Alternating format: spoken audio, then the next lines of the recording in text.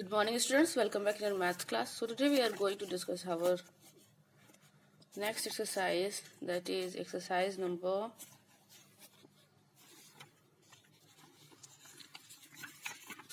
12.22.2 है ना।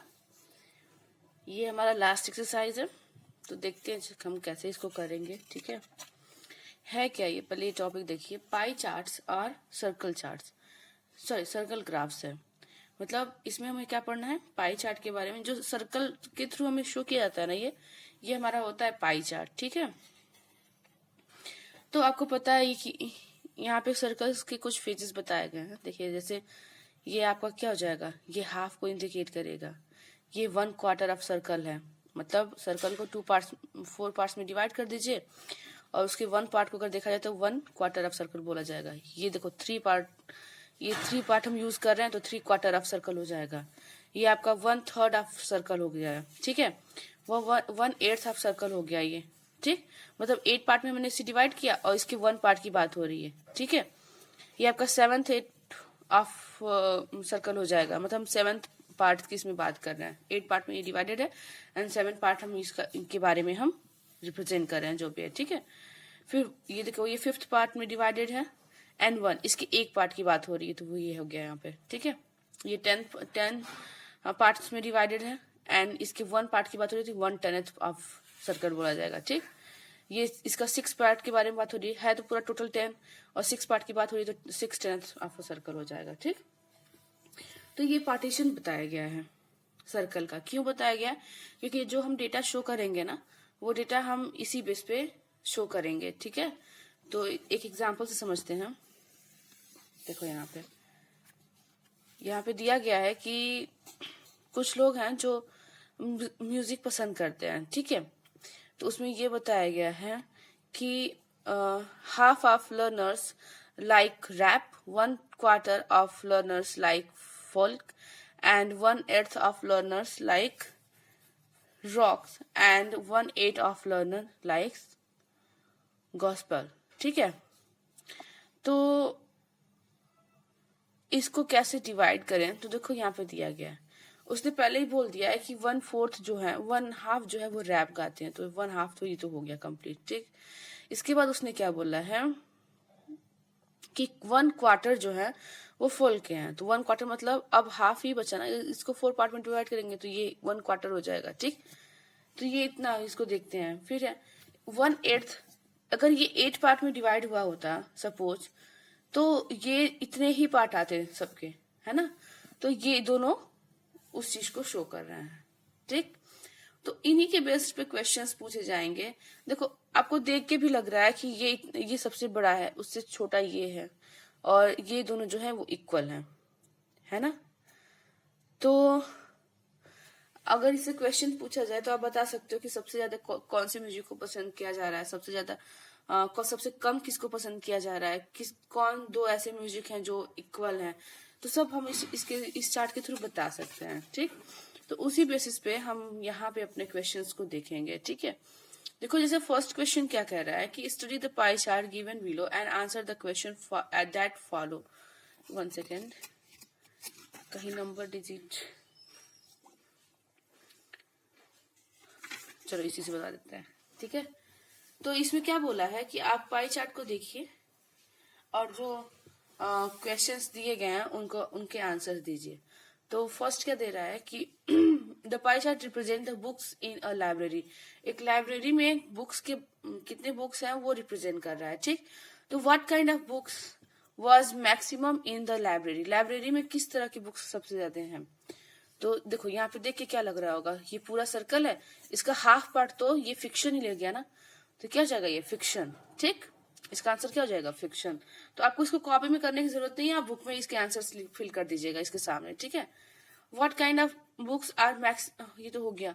सेकंड के कह रहे हैं what kind of books are the second maximum in the library, मतलब फर्स्ट मैक्सिमम तो फिक्शन है, उसके बाद कौन सा सबसे ज्यादा है?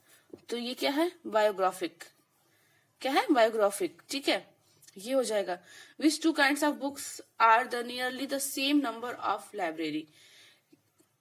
किस प्रकार की बुक्स जो है वो बिल्कुल सेम है लाइब्रेरी में। ठीक है, तो ये साइंस एंड हिस्ट्री की जो बुक्स हैं वो बिल्कुल सेम है, ठीक। अब सेकंड क्या करेगा कि Mr Sharma made a circle graph of how she Mrs Sharma made a circle graph of how she spent ₹1000, study the circle graph and answer the questions that follow। Mrs Sharma जो है वो एक सर्कल ग्राफ बनाई है कि उन्होंने कैसे 1000 रुपए स्पेंड किया है, खर्च किया है, ठीक है। तो आप इस सर्कल ग्राफ को देखिए, इन क्वेश्चंस के आंसर दीजिए। On what two things did Mrs Sharma, first question है, on what two things did Mrs Sharma spend nearly the same amount. वो कौन सी दो ऐसी वस्तुएं हैं जिसपे मिसेस शर्मा ने सेम अमाउंट में पैसे खर्च किए हैं। तो देखो ये दोनों सेम लग रहे हैं, बाकी तो सब आपके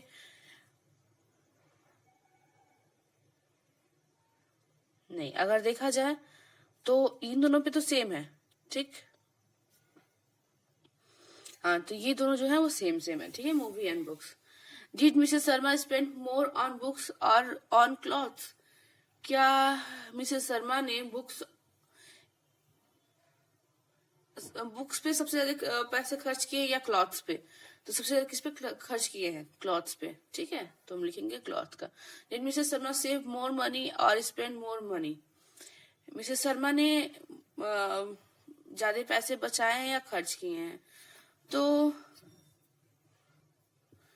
देखो ये पूरा उन्होंने खर्च किया है, ये कंप्लीटली ये खर्च का है, ठीक है। तो ये पूरा तो उन्होंने, इतना पार्ट तो उन्होंने खर्च कर दिया, सिर्फ यही पार्ट तो बचाया है। तो इसका मतलब उन्होंने लेस क्या हुआ है, लेस मनी सेव किया है, ठीक। What fraction of money did she spend on clothes. Clothes पे उन्होंने कितना फ्रैक्शन ऑफ, मतलब कौन सा फ्रैक्शन होगा, तो 1/4 होगा, है ना। वो ये 4 पार्ट्स में डिवाइडेड है तो क्या हो जाएगा, 1/4 होगा, ठीक। What fraction of money did she save, तो 1/4 अगेन होगा, ठीक है। तो ऐसे इन क्वेश्चंस के आंसर देने थे। अब आता है हमारा लाइन ग्राफ और लाइन चार्ट। आज इसको खत्म कर देते हैं। तो line graph and line chart के बारे में बिल्कुल ऐसे ही जैसे हम लोगों ने पाई चार्ट देख के सॉल्व किया ना, वैसे देखो यहाँ पे भी ऐसे ये लाइन ग्राफ दिया होगा और इसके क्वेश्चन, इनके उसी को देख के आपको इन क्वेश्चंस के आंसर देने होंगे, ठीक है। तो देखिए 22.3 क्या कह रहा है कि the jagged line graph gives below show the marks obtained by a student Robbie in 6 subjects. Study the jagged line graph and answer the question that follow. ये लाइन ग्राफ यहाँ पे दिया गया है, ठीक है। ये किसी स्टूडेंट का है जिसका नाम है रॉबी, ठीक। तो उस बेसिस पे आपको उसके कितने मार्क्स आए हैं 6 सब्जेक्ट में, वो चीज यहाँ पे रिप्रेजेंट की गई है, ठीक। तो ये ग्राफ पढ़ के ही आपको इसके आंसर देने हैं, ठीक है।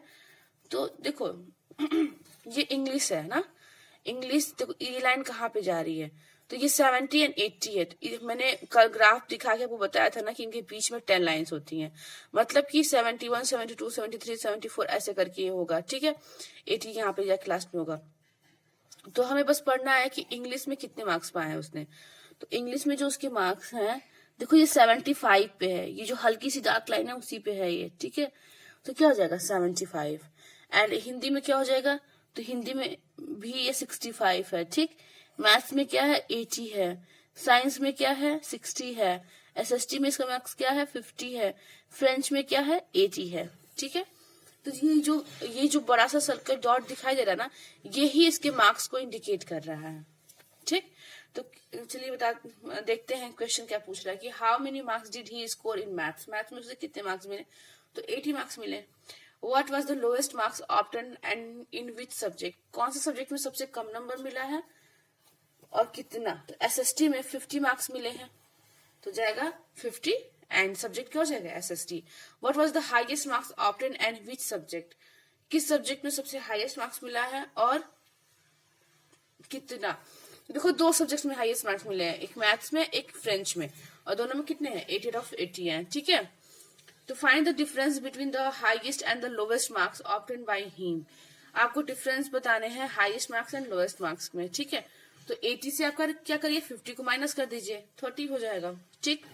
In how many subject he score 60 और एबव मार्क्स, कितने ऐसे सब्जेक्ट में उसे 60 मार्क्स मिले हैं या फिर उससे ज्यादा।